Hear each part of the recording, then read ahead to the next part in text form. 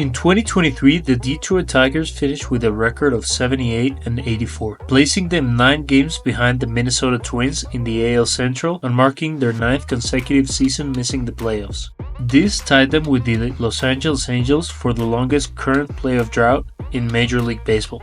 However, despite their struggles, the Tigers showed significant improvement, increasing their win total by 12 games compared to 2022, hinting that they may be turning the corner. Former number 1 overall pick Spencer Torkelson provided one of the most promising signs of progress. After a disappointing rookie season in which he hit only 8 home runs in 110 games, Torkelson rebounded in 2023 with 31 home runs. While he still had room to grow to fully meet the lofty expectations set for him at the time of his draft, his performance was a clear step forward and an encouraging sign for the Tigers' future. Torkelson wasn't the only young player showing signs of promise. Outfielder Riley Green also took a significant step forward in his development. Despite being sidelined for the part of the season with a left fibula injury and later an issue in his non-throwing elbow, Green raised his OPS plus from 97 in his rookie year to 119. His combination of power and plate discipline gave the Tigers fans hopes that he could become a cornerstone of the lineup for years to come. Meanwhile, Kerry Carpenter emerged as another reliable bat, posting an OPS plus of 122 and ranking 3rd on the team in home runs. At just 25 years old, Carpenter's performance suggested he could become a middle-of-the-order fixture moving forward. On the pitching side, the Tigers also had bright spots. Left-hander Tarik Skubal returned from flexor tendon surgery in early July and immediately became one of the most dominant pitchers on the staff. Over 80 innings, he posted a 7-3 record with a stellar .280 ERA and 102 strikeouts. Skubal's return to form was a crucial development for a team searching for consistency on the mound. The core of promising young players on both sides of the ball, the Tigers had the foundation to compete in 2024. The next step for Detroit was supplementing this core with solid additions in free agency, with rising stars like Torkelson, Green, and Skubal leading the charge. The right additions could make the difference in turning their recent progress into sustained success. During the offseason, the Tigers made several moves to address their roster needs.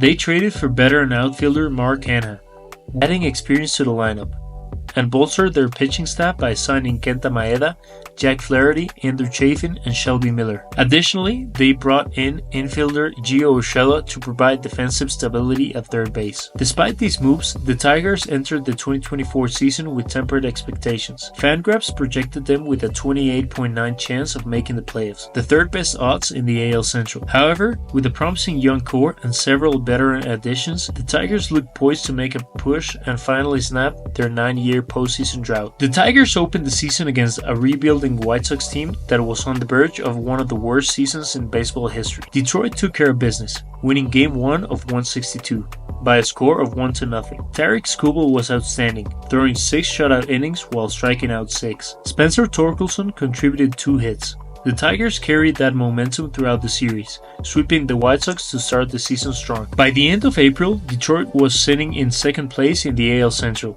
with an 18-13 record and a 32.4% chance of making the playoffs, according to Fangraphs. However, as May arrived, things began to take a downturn. The Tigers struggled, going 10-16 in May and dropping to 4th place in the division with a 28-29 record. Their postseason odds fell to 18.6%. June proved to be even a more disastrous month for Detroit. A 10-17 record left them 15 games behind the division-leading Guardians, with their playoff chances plummeting to just 3.2% by the trade deadline. The Tigers were 52-57 and had a slim 1.3 chance of making the playoffs. With their hopes fading, the front office decided to sell at the deadline and shift focus to 2025. Detroit traded catcher Carson Kelly and reliever Andrew Chafin to the Texas Rangers, outfielder Mark Canha to San Francisco, and starting pitcher Jack Flaherty to the Dodgers. Flaherty, who had become their 2nd best pitcher with a .295 ERA in 18 starts and an impressive 11.2 K per 9, was their most valuable trade chip. There were even rumors that the Tigers were entertaining offers for ace Tarik Skubal, though they ultimately decided to keep him.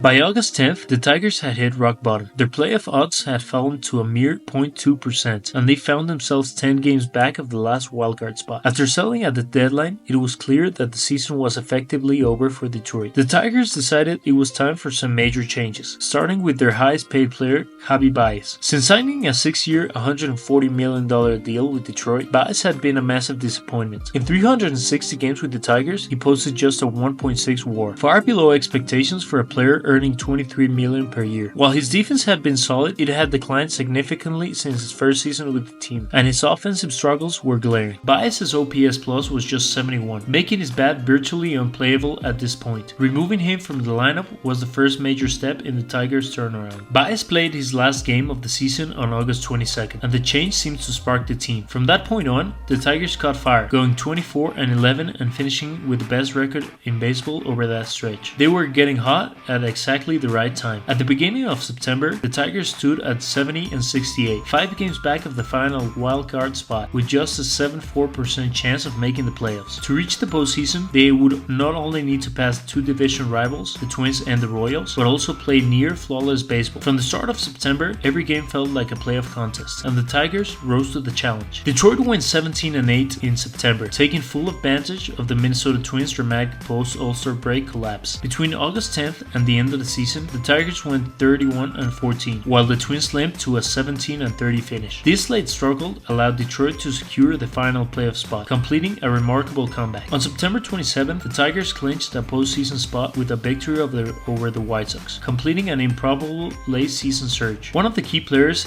in the Tigers' turnaround, which began on August 10th, was Kerry Carpenter. The left-hander slugger was red hot down the stretch, hitting 10 home runs over his final 37 games while posting a .954 OPS, leading all Tigers hitters in both categories. His performance was so strong that he ranked 6th in all of baseball in OPS during that span. The Tigers finished the season in 3rd place in the AL Central with an 86-76 record, an 8-game improvement from 2023.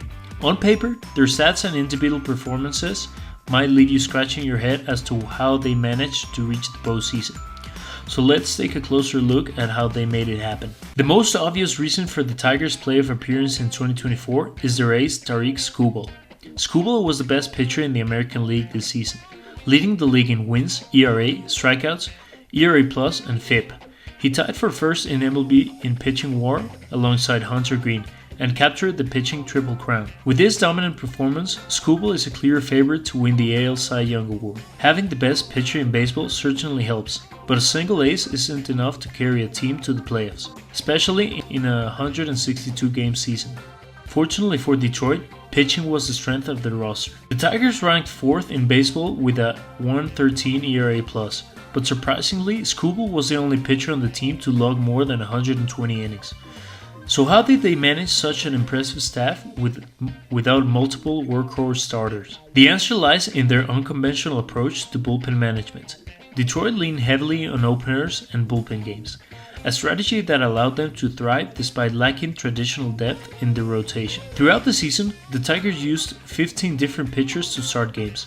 Only 3, Skubal, Reese Olson, and Casey Mize, made more than 20 starts. A standout example of this strategy was Tyler Holton, who had an outstanding year. Holton pitched 94.1 innings with a 2.19 ERA and a 1.86 ERA+, starting 9 games and finishing 14. However, he never threw more than 3 innings in a single appearance.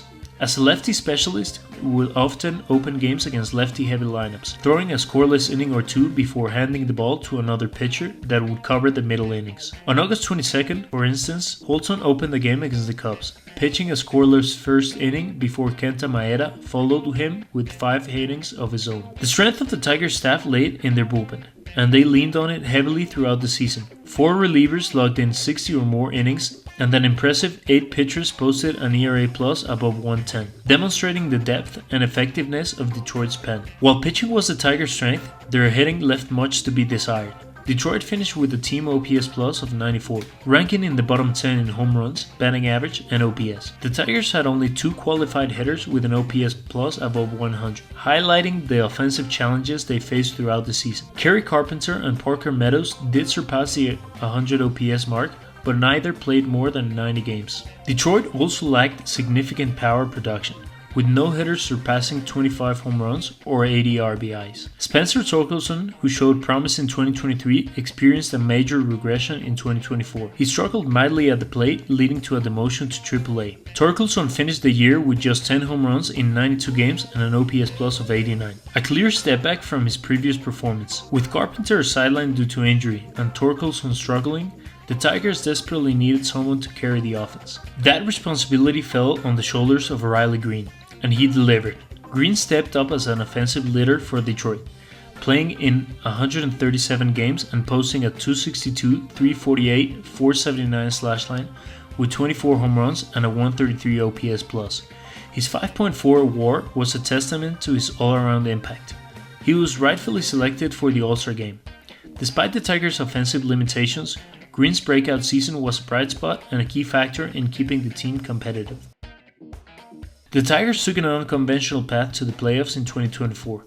Their innovative tactics, particularly managing their pitching staff, allowed them to defy the odds and secure a postseason berth. Despite facing long stretches where their chances seemed almost non-existent, the team never gave up. They continued to fight, overcoming mid-season slumps, injuries, and underperformance to find themselves in the thick of the playoff race. Detroit's resilience and refusal to quit, even when the odds were stacked against them, became a defining trait of their remarkable season. The Tigers now look poised to make a strong run in the postseason. In baseball, it is often the team that gets hot at the right time that finds success in October. The regular season records become irrelevant, and it's all about momentum.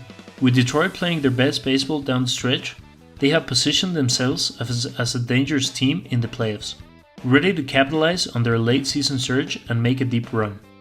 In the wildcard round, the Tigers face a formidable foe in the Houston Astros, a team that made 7 consecutive ALCS appearances, but Detroit, riding their late season momentum, swept Houston in 2 games using the same formula that carried them throughout the regular season: Tarik Skubal and a great bullpen. Game 1 saw Tarik Skubal take the mound, and as expected, he delivered. Skubal threw 6 scoreless innings, stifling the Astros' potent lineup and leading the Tigers to a 3-1 victory. It was a showcase of elite pitching, with Detroit outmatching Houston's power hitters. In Game 2, the Tigers went with their bullpen strategy, which had been so effective all year. Tyler Holton opened the game, tasked with facing 3 All-Stars: Jose Altuve, Jordan Alvarez, and Kyle Tucker. Holton set the tone by pitching a scoreless inning, striking out Tucker and handing the game over to the bullpen. Detroit used 7 pitchers in total, allowing just 2 runs, both of their top pitching prospect, Jackson Jobe, who had made his MLB debut just a week before against the Rays. Other than Jobe's rough inning, the Tigers' bullpen was nearly untouchable,